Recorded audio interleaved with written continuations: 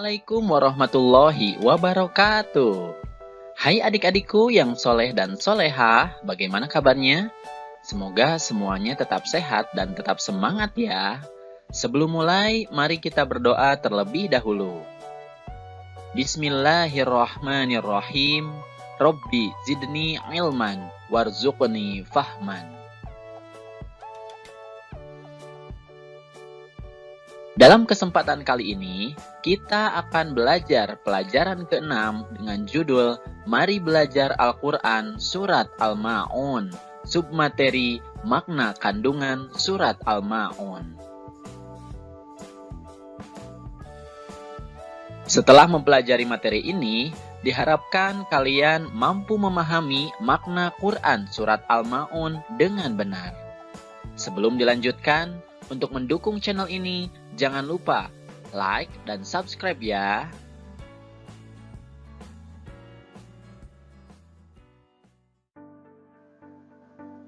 Adik-adik, mari perhatikan Quran Surat Al-Ma'un berikut ini.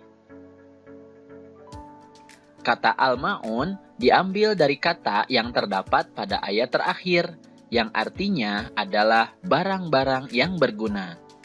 Surat Al-Ma'un adalah surat ke-107 dalam urutan Al-Quran. Surat Al-Ma'un terdiri dari 7 ayat.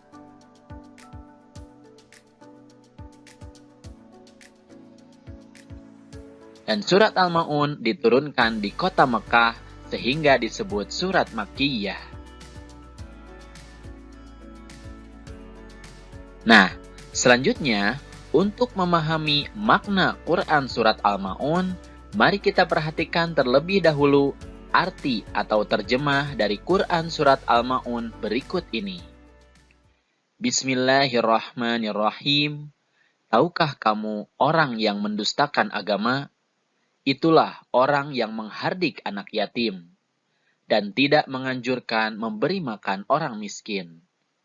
Maka kecelakaanlah bagi orang-orang yang sholat, yaitu orang-orang yang lalai dari sholatnya, orang-orang yang berbuat ria, dan enggan menolong dengan barang berguna.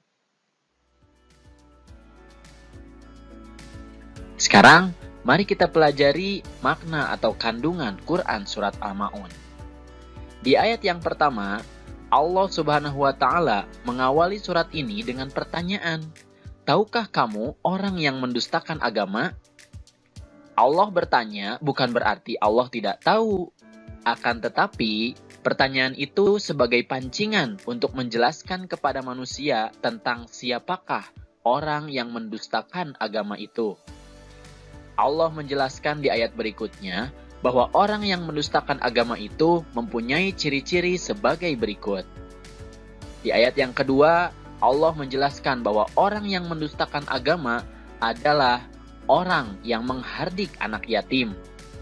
Menghardik maksudnya adalah membentak atau menyakiti fisik maupun perasaannya. Misalnya, mengatakan kepada mereka, "Hei anak yatim!" Nah, sehingga perasaan mereka tersakiti. Dalam makna yang lain, menghardik artinya adalah membenci dengan sangat. Kemudian di ayat ketiga, Allah menjelaskan bahwa ciri orang yang mendustakan agama yang kedua adalah orang yang tidak menganjurkan memberi makan orang miskin. Artinya, makanannya dilahap sendiri saja. Dia tidak memikirkan nasib orang miskin yang tidak memiliki harta. Nah, ayat-ayat ini menjelaskan bahwa meskipun kita sudah melaksanakan kewajiban sholat dan mengaku beriman kepada Allah, tapi jika masih melakukan hal-hal tersebut, berarti kita telah berdusta atau berbohong, telah beriman kepada Allah Subhanahu wa Ta'ala.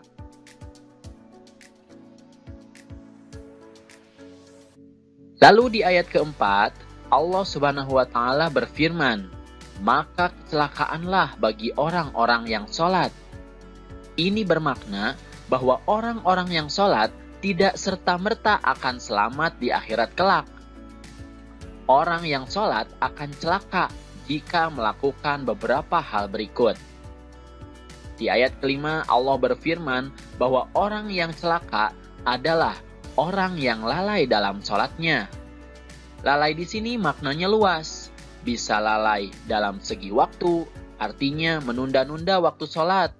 Kemudian, lalai dalam ketentuan, artinya tidak sesuai dengan ketentuan sholat yang dicontohkan oleh Nabi Muhammad SAW. Dan lalai dalam kekhusyuan, artinya sholatnya tidak sungguh-sungguh untuk merenungi makna dari bacaan-bacaan sholat. Nah, di ayat yang ke-6, orang yang celaka adalah orang yang berbuat riya. Riya artinya ingin dilihat orang lain. Dia mempertontonkan amal perbuatan baiknya, tapi dengan maksud ingin dipuji oleh orang lain. Tentu saja ini akan celaka, karena dia beramal tapi tidak mendapatkan pahalanya. Kemudian di ayat yang ke-7 disebutkan bahwa orang yang celaka adalah orang yang enggan menolong dengan barang berguna. Artinya, dia tidak mau memberikan bantuan atau pertolongan kepada orang lain, bahkan menghalang-halangi orang lain untuk memberikan pertolongan. Inilah ciri orang yang mendustakan agama seperti yang disampaikan di awal-awal surat. Dan tentu saja, orang-orang yang mendustakan agama pasti akan celaka. Lalu, apa saja hikmah yang dapat diambil dari Quran Surat Al-Ma'un? Dari makna surat ini, kita dapat mengambil beberapa sikap terpuji yang perlu kita amalkan. Di antaranya, yang pertama adalah mencintai dan menyayangi anak yatim. Misalnya, kita memberikan santunan, berteman dengan baik, bertutur kata yang santun kepada mereka. Bila kita juga anak yatim, maka kita juga harus berbuat santun terhadap sesama saudara yatim. Kemudian yang kedua, menyayangi dan memberi makan orang-orang miskin. Sudah menjadi kewajiban bagi orang yang berpunya atau orang yang kaya membantu orang yang tidak berpunya atau orang miskin. Kemudian yang ketiga, menunaikan sholat tepat waktu sesuai ketentuan dan berusaha khusyuk. Apabila tiba waktu sholat, bersegeralah menunaikannya. Pelajari ketentuan sholat agar dapat mencontoh seperti sholat Rasulullah SAW. Dan jangan main-main dalam sholat, tapi harus serius dan bersungguh-sungguh. Kemudian yang keempat, hindari perbuatan riya. Tapi kita harus ikhlas dalam beramal.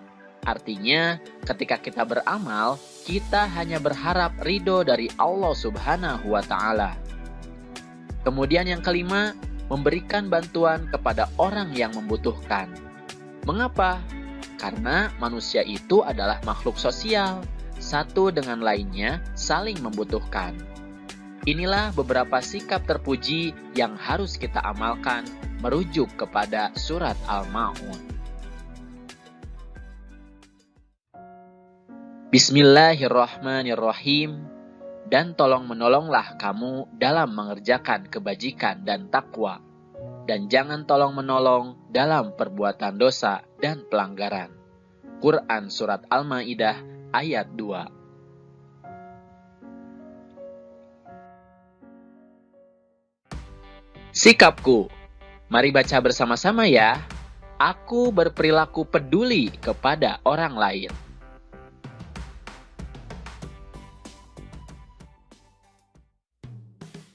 Alhamdulillahirrabbilalamin.